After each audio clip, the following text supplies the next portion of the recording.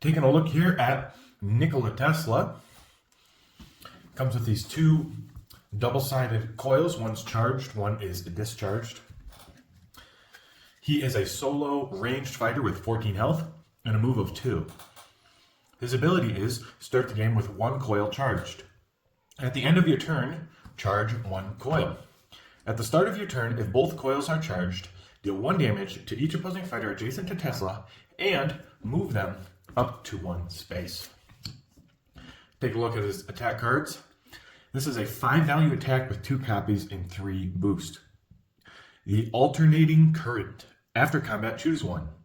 Charge both coils, discharge both coils to have Tesla recover 2 health. A 4-value attack with 3 copies, 3 boosts, 7 hurts. After combat, you may discharge coils. If you discharge 1, gain an action. If you discharge 2, also draw 1 card. The 3-value attack Death Ray, 3 copies and a 4 boost. During combat, you may discharge coils. If you discharge 1, this card's value is 5. If you discharge 2 instead, this card's value is 7. His versatile is a 2 versatile kinetic induction, 3 copies. After combat, charge 1 coil. If you won the combat, charge both. Repulsion Blast, 3 copies, 2-value versatile. After combat, move the opposing fighter up to 2 spaces. You may discharge coils. If you discharge 1, also move Tesla up to 2 spaces. And 2, also your opponent discards 1 random card. Lightning Storm, 3 copies, 3-value versatile. After combat, you may discharge coils. If you discharge 1, deal 1 damage to each opposing fighter in your zone. If you discharge 2, instead deal 2 damage. Polyphase Coils, 3 copies, 3-value versatile. Immediately, you may discharge coils. For 1, cancel effects on your opponent's card. For 2, also ignore that card's value. A 4-value versatile X-Ray Radiation, 3 copies. During combat, reveal the top card of your opponent's deck. You may discharge coils. For 1, discard that card. For 2, also add its boost value to this card's value. His 3-value defense, 3 copies. Intense Experimentation. After combat, draw 1 card. You may discharge coils. For 1, instead draw 2 cards. For 2, instead draw 3 cards, and Tesla recovers 1 health. And then here we have Fully Charged. The first scheme we see, charge both coils and gain 1 action, 2 copies. Remote Control, 2 copies as well. Move all opposing fighters up to 2 spaces and gain 1 action. So as Tesla, we got to take a look here first and foremost at his ability. We know that he's ranged, so that obviously that benefits him. Not having a sidekick isn't great with 14 health because you can't body block. And move 2 is just average. So start the game with 1 coil charge, but at the end of your turn, you get to charge another one. At the start of your turn, if both coils are charged, you get to deal a damage to each opposing fighter adjacent to Tesla and move them up to 1 space. So you have that threat that's there when you have both coils charged if they try to come in. So you need to position yourself properly against ranged fighters especially. When you have both charged coils, place yourself well. So let's take a look what he can do with these coils and being ranged. 5-value attack, the alternating current is actually insane because, a 5-value attack obviously is pretty good because most defenses you're going to get over and at least deal some damage. The after combat also is pretty good because you get to charge both coils. So if you lead with this, it can lead into other powerful attacks that you might have and be able to use. So normally charging coils is the better option because you only get to choose 1. The second option is discharge both coils to have Tesla recover 2 health. In some cases, you would want to do that, especially if you're going to deck out or die. You just have to determine the game state for that particular attack. And then 7 hurts here. You may discharge coils and gain an action and also draw a card. This leads into many other cards.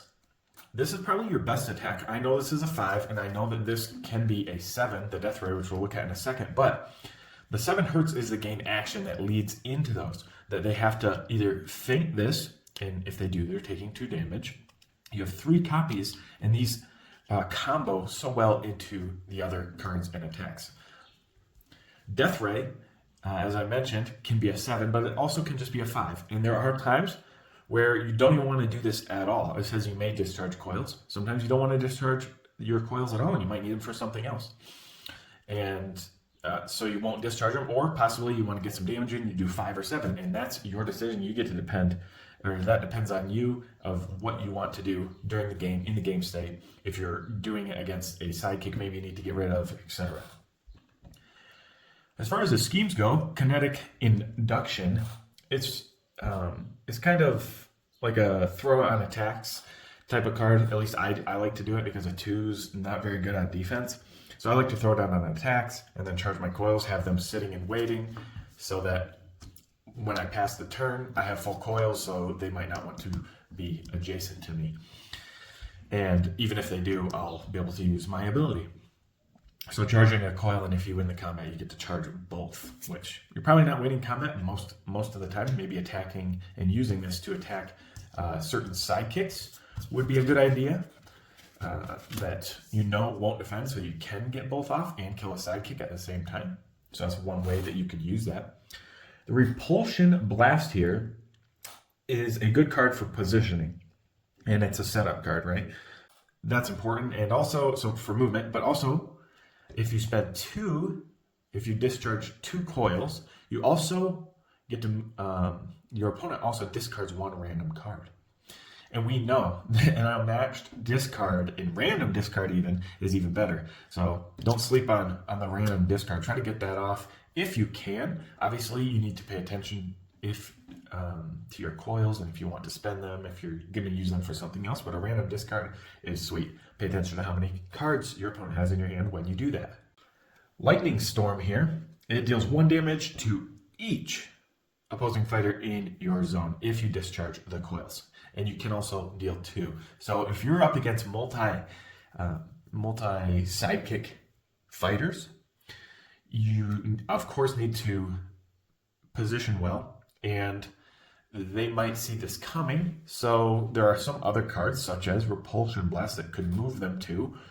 So you've discharged 1 if you're at full coil, so you move them 2 with Repulsion Blast, and then it could lead into this, and you could hit them for 2 damage if it's the hero, or 1 damage for the hero and sidekicks or whatever. But try to position to get the max value, obviously, out of this and deal as much damage as you can to the opposing fighter or fighters. The Polyphase Coil card here is another versatile. It's it's pretty good. Polyphase, normally you want to use it on defense, but it is possible. It's a possible 3 value. Ignore if you spend both coils. So 3 damage, nothing to sleep on there. And of course, it's your only cancel, and there are 3 copies in the deck. You do have to spend 1 coil, but it's a 3.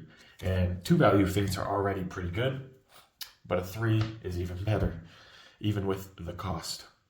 The X-Ray 4s on versatile is better than okay. And I'd say make a wise decision based on what you reveal, because this reveals a top card of your opponent's deck, so that automatically is going to happen unless it's fainted, and you get to discharge your coils if you want. If you do, you're going to discard that card, so it depends on the card, right? And usually you do want to discard that card because we just talked about discarding, and it's very, very useful in a game like Unmatched. If you do 2, though, discharge 2 coils, you also add its boost value to this card's value. So if you're using this on attack and you pull a beast form, you're getting all that extra attack and getting rid of one of their good cards at the same time, adding the boost value. And same for defense. This is a good defense if they play a big 7 or 6 attack. If they play a 6, you're pretty much guaranteed, if you spend both coils, to bring this to a 6 as well.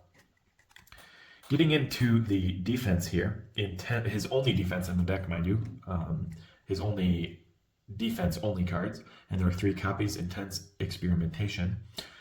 You're going to get to draw a card. Okay, that's nice. If you play this, you can also spend a coil to draw 2 cards. You can spend 2 to draw 3 and recover a health.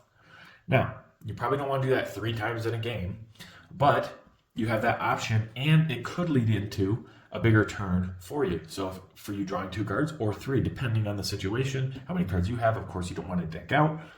But if it leads you into a good turn, that's what you want. So if they don't have many cards in your hand, you might want to draw 3 cards and recover health, especially if you have something like fully charged in your hand. This scheme, which is a pretty amazing scheme, is very simple. You charge both coils and gain an action. So it can lead into some of these attack cards that spend coils to get big hits.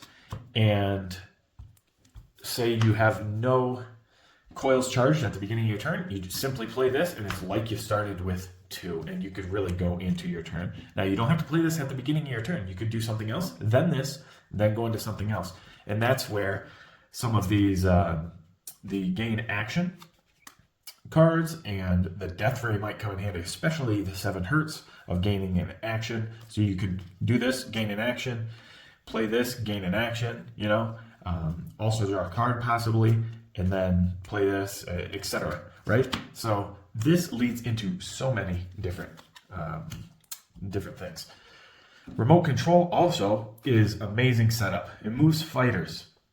And when you move the fighters, move them intentionally.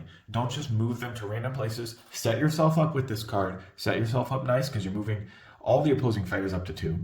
It could lead into some great combos and great cards. You could get rid of some of the opponent's sidekicks with the lightning storm that we talked about after you move them. So you're positioning all of them to where you want to be able to pull that off. That's one combo you could do. And of course, you could just lead into some big attacks on heroes. And it is a gain in action. There are 2 copies of that in the deck. So finally, as Nikola Tesla, what are you going to want to be doing? And how do you go about doing that? Well, you want to be aggressive. I didn't really mention that yet, but as Tesla, you're going to be an aggressive character. Mostly because you have that 7 hertz card. It's a gain in action, and mostly because you probably aren't going to be decking them out. So you want to be aggressive.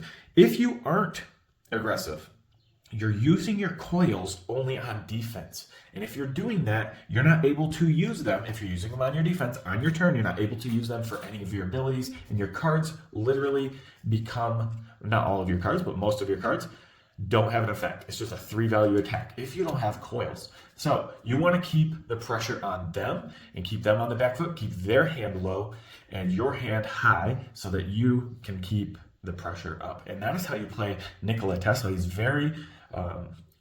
a very interesting fighter, very difficult to comprehend at first because of the amount of options that you have. Sometimes it's your downfall. The amount of decision making that you have to make in this deck is, I would venture to say, the most in Unmatched. Because almost each one of your cards, you're making an interesting decision that affects the game, and it will alternatively, in turn, affect if you win or lose a game, depending on when you spend these coils, discharge these coils or not. And that is how you play Nikola Tesla. I hope that helped you understand him a little bit more. You're going to have to figure him out on your own. There's no way you can just watch a video and totally understand. And with each matchup, each game, it is different and will be different, of course, of what you need to do in each little situation. But take your time and look at each option that you have and see what is most beneficial. Check your win condition in the matchup and go from there. And I hope that helps you understand Tesla.